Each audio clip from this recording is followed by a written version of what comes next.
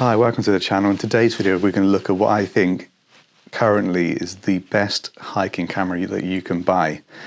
Now when you see this camera you're going to think two things straight away. One, that's really quite big for hiking, and two, that's really quite expensive as well. Both of those things are definitely true, but I hope to convince you in this video why I still think this is the best hiking camera that you can get.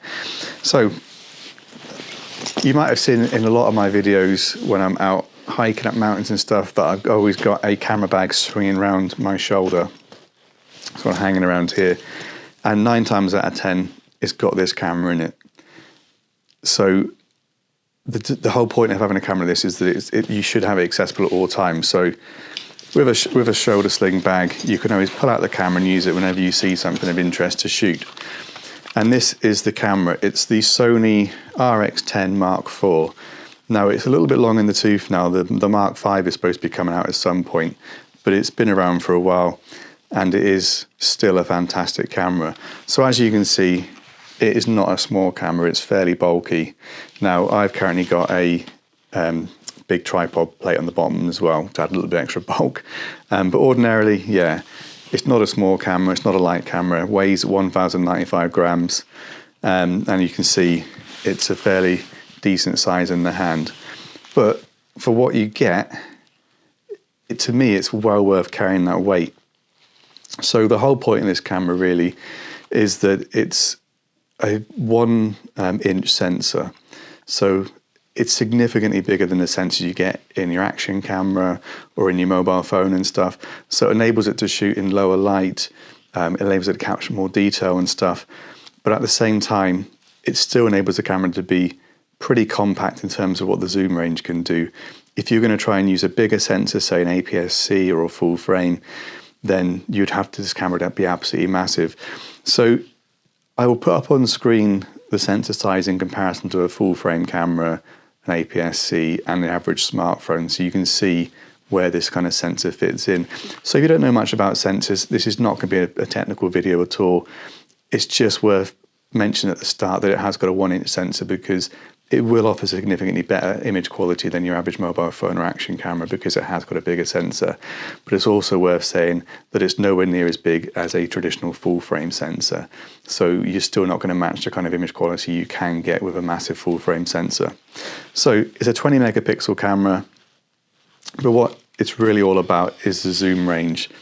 So the zoom range in this camera is what makes me able to do shots on my channel that you just can't do with an action camera. So at its widest angle it's 24 millimeters, and when it's fully zoomed in it's 600 millimeters, and it's got an f4 equivalent, which means it's still able to shoot in reasonably low light even at the longest end. It's a pretty unique lens.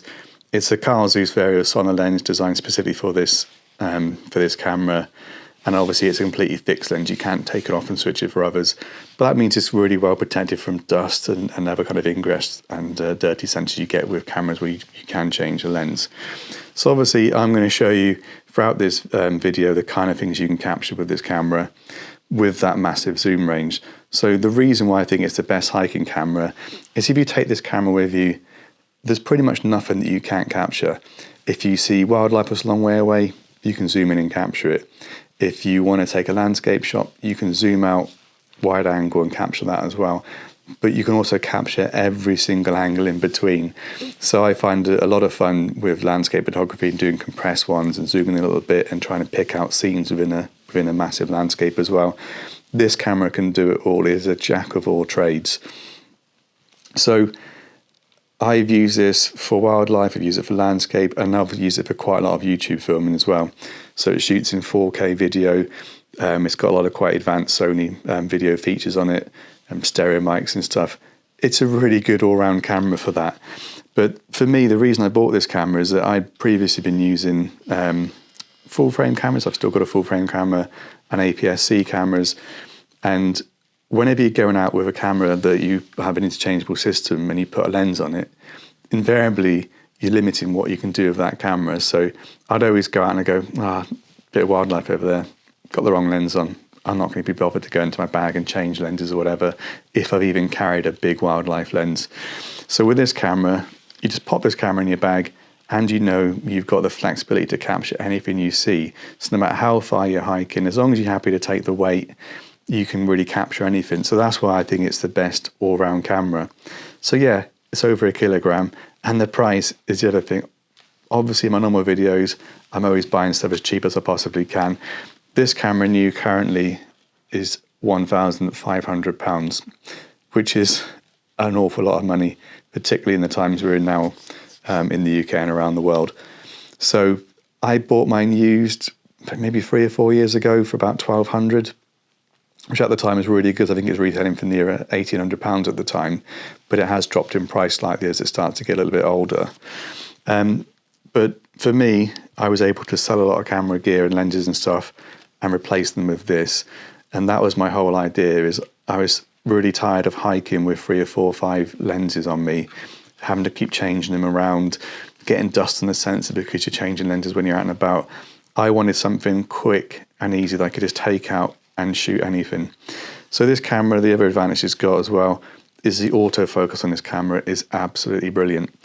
It'll shoot 20 frames a second with full autofocus, which is a serious bit of kit.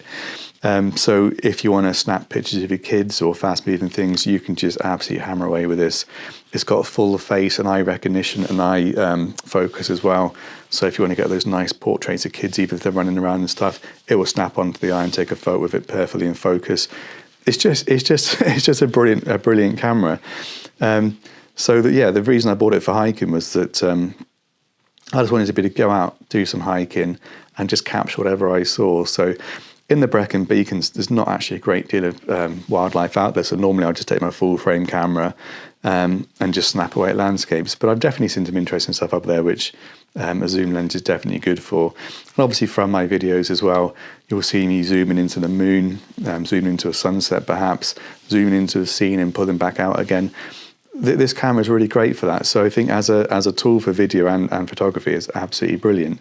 But for me, it's all about, if you're going to go on a 10-mile hike and you want to take a camera that can do it all, this is the camera you want to be taking, because you'll get good image quality. You can capture things far away, close up. It's got a really good macro focus on it as well. So you can capture small things like dragonflies and butterflies in really amazing detail. There's just really nothing that this camera can't do. It's a bit of a different video that I normally do, but I just wanted to sort of cover off a piece of gear that I use all the time, and something that I really find enhances my hikes in terms of knowing what I can and can't capture when I'm out and about with it. So yeah, the battery life's pretty good on it. You can plug external mics in and stuff. Yeah, there's nothing you can't do with this camera. So obviously I'll drop a link to it below, but this is something I bought with my own money, so there's absolutely no gain to me for me following that link. But if you're interested in finding out more about the specs and stuff, then they absolutely can. But I didn't want to get into the specs of this camera too much, because I'm just more about showing you the footage I've taken and all the rest of it. So there won't be too much of just staring at my face in this video. Hopefully it's all about me showing you the kind of footage I've captured when out and about. And I'll be honest, I used to use this almost exclusively as a photo camera, but this year after starting the channel, I've definitely been out and about capturing lots and lots of video content, just because really. And I guess now that video content is finally going to come in useful, because I can use it as B-roll footage for this YouTube video. But yeah, if you have different cameras that you use when you're out hiking and you want to recommend them, do let me know in the comments which cameras you're using. There are obviously lots of super zoom cameras around. Some of them are really, really compact, because these are much smaller sensor, but they might be a lot more pocketable, a lot more something you want to take out hiking and stuff. So if you've got one of them, do share and let me know.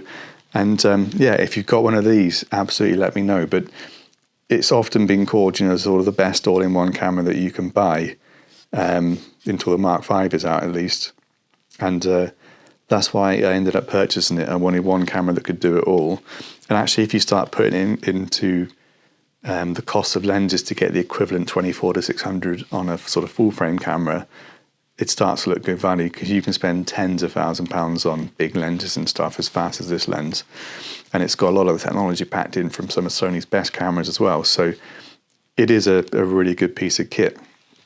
Anyway, let me know in the comments what you think of this camera. Let me know in the comments what you think of the footage I've captured, some of the photos and stuff, and whether if money was no object, you would take something this big and bulky hiking on the outside of your pack like I do, so it's always easy to grab and snap whatever you're seeing.